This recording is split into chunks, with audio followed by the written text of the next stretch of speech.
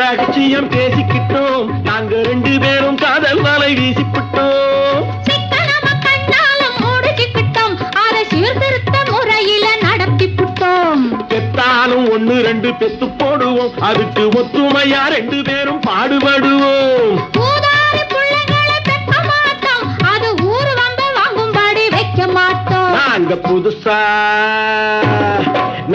புதுசா கட்டிக்கிட்ட ஜோடிதானுங்க, நல்ல பாட்டு பாடிக்கும் வாரம் பாடிதானுங்க.